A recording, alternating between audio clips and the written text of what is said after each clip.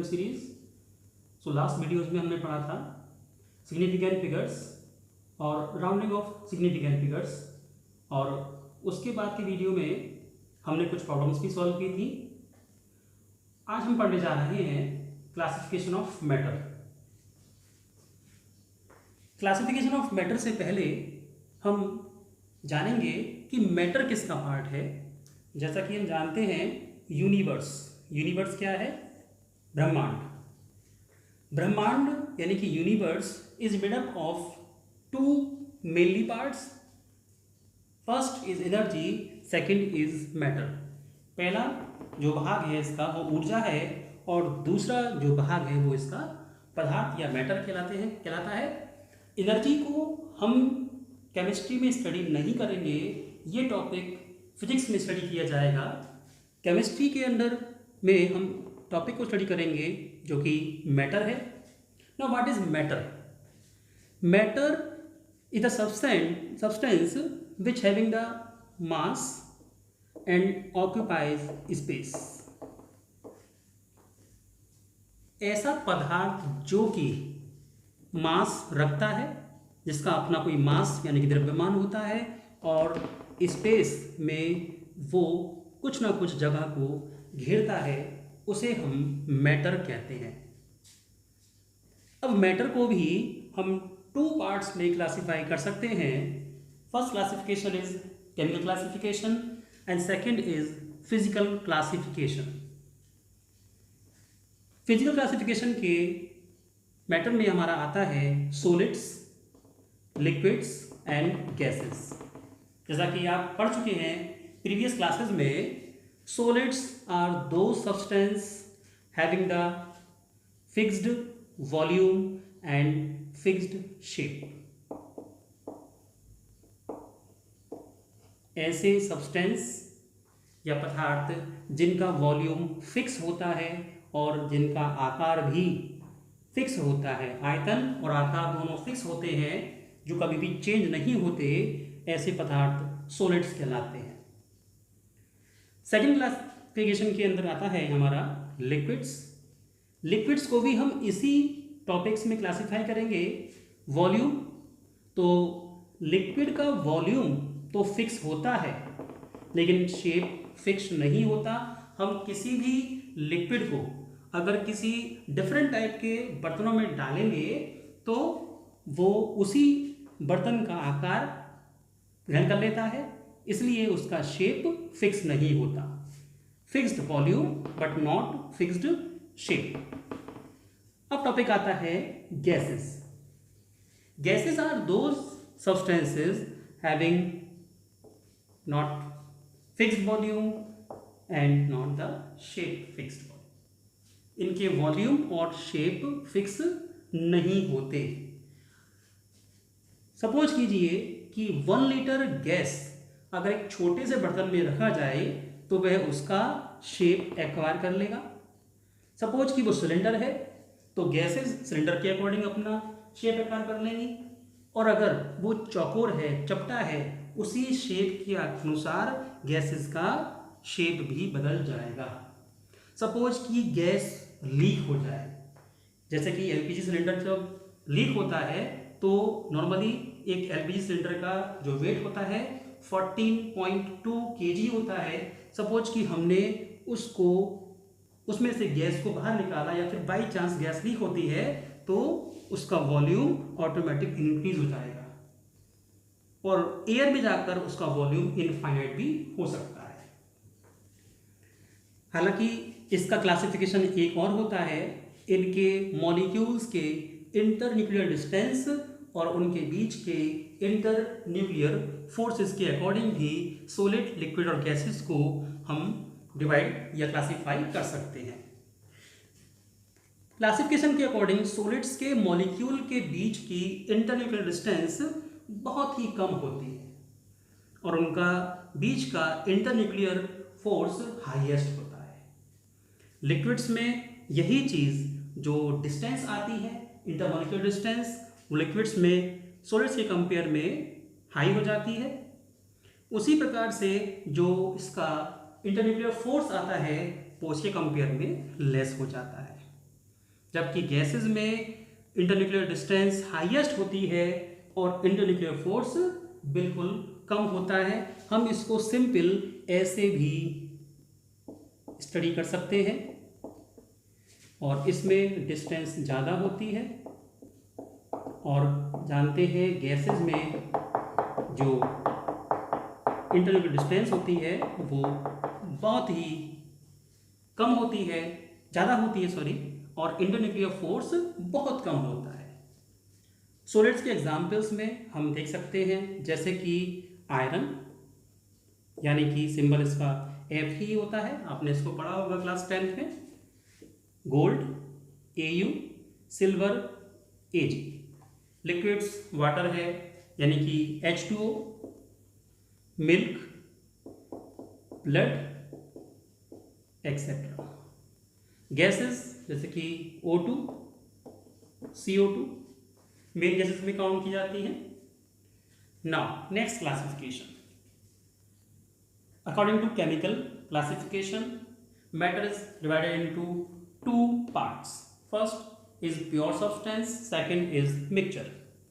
Now pure substances are those substances which are pure, completely pure, having no type of contaminant or impurity. ऐसे substance जिसमें किसी भी प्रकार की अशुद्धि नहीं होती, या जिसमें किसी भी प्रकार का कोई भी एक्स्ट्रा पार्टिकल प्रेजेंट नहीं होता, उसे हम प्योर सब्सटेंस कहते हैं। प्योर सब्सटेंस को फिर से दो भाग में क्लासिफाई किया जा सकता है। पहला होता है एलिमेंट और दूसरे होते हैं कंपाउंड्स।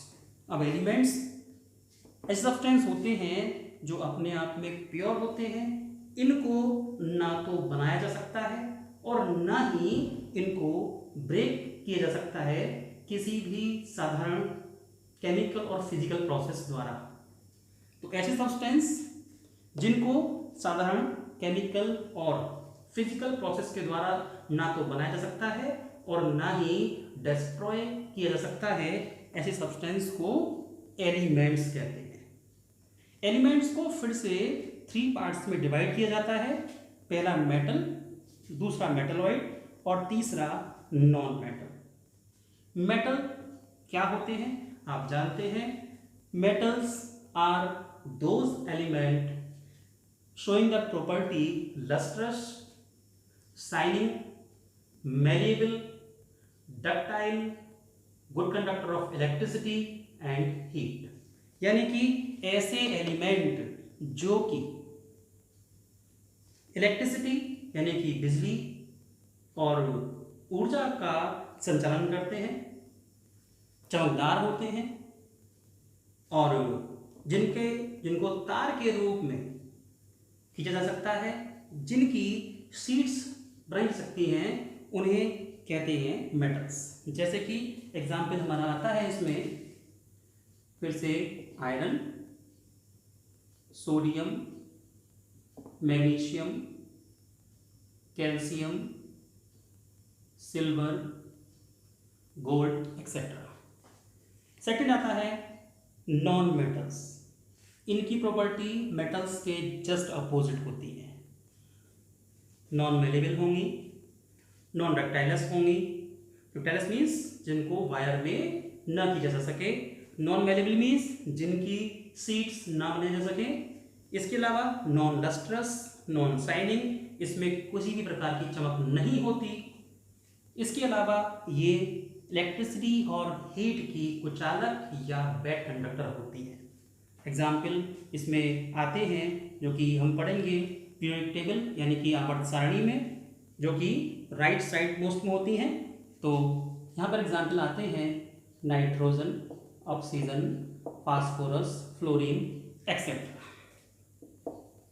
नाउ मेटलॉइड्स, ऐसे सब्सटेंस जिनमें मेटल और नॉन मेटल्स दोनों की प्रॉपर्टी पाई जाती हैं, उन्हें हम मेटलॉइड्स या उपधातु कहते हैं। इसे कहते हैं धातु, इसे कहते हैं अधातु और इसे कहते हैं उपधातु। एग्जाम्पल हमारे होते हैं यहाँ पर बोरॉन, बेरिलियम, सिलिकॉन एक्सेट्रा। अब आते हैं कंपाउंड्स पर। कंपाउंड्स प्योर सब्सटेंस की वे फॉर्म होती हैं जिनमें एक एलिमेंट के कंपेयर में दो या दो से अधिक एलिमेंट्स आपस में कंबाइंड होकर एक समूह या ग्रुप बनाते हैं, उन्हें कंपाउंड्स कहते हैं। जैसे कि हमने पढ़ा था CO2 और H2O यानी कि वाटर, ये भी क्या है, ये अपने आप में कंपाउंड्स हैं। कंपाउंड्स को भी हम टू टाइप्स में क्लासिफाई कर सकते हैं, इनऑर्गेनिक कंपाउंड्स और ऑर्गेनिक कंपाउंड्स।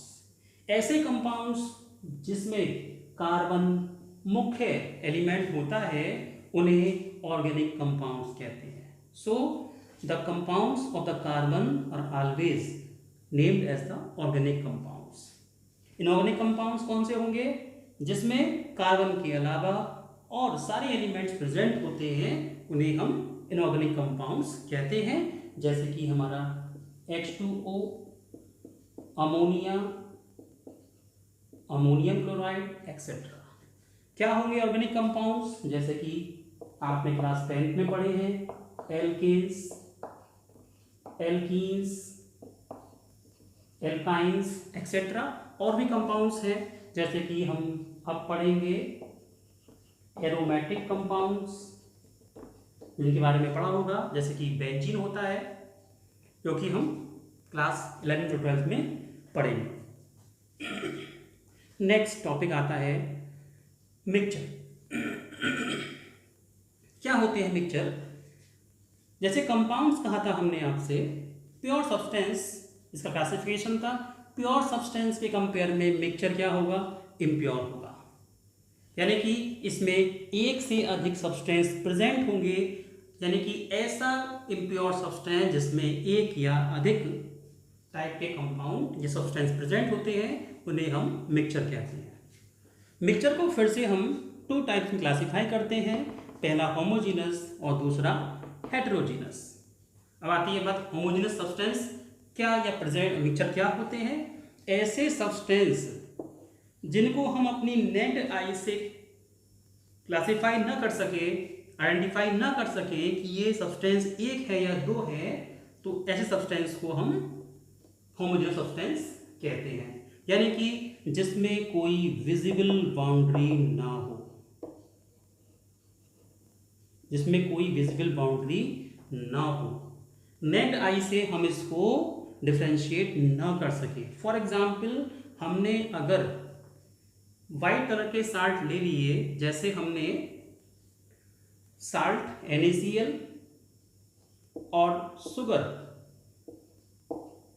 को मिक्स किया, शुगर पाउडर फॉर्म में वाले हैं, तो इन दोनों को मिक्स करने पर हम इसको क्लासिफाई नहीं कर सकते, तो क्या कहते हैं इसको हम? Homogeneous mixture. ये लिक्विड और सॉलिड फॉर्म में दोनों हो सकता है। सपोज कीजिए हमने वाटर में साल्ट और शुगर दोनों का सॉल्यूशन प्रिपेयर किया, तो हम कभी भी इन दोनों को नेक्ड आई से सेपरेट नहीं कर सकते। डिफरेंट प्रोसेस के थ्रू, केमिकल प्रोसेस या फिजिकल प्रोसेस के थ्रू ही इसको सेपरेट किया जा सकता है। ऐसे सब्सटेंस को हम कहते हैं होमोजीनस मिक्सचर। फिर आता है हेटेरोजीनस मिक्सचर।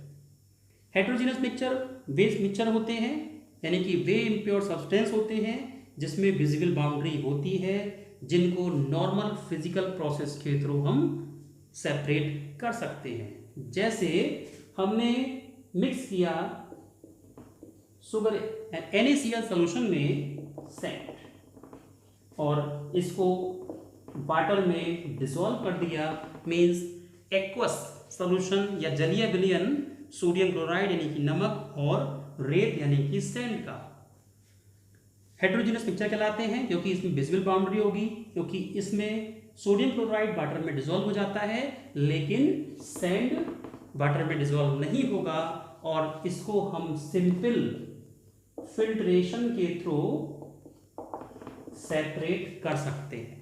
ऐसे सब्सटेंस को हम कहते हैं हेटेरोजीनस मिक्सचर। सो आज हमने पढ़ा क्लासिफिकेशन ऑफ मैटर। आज के लिए इतना ही। Thank you for watching video.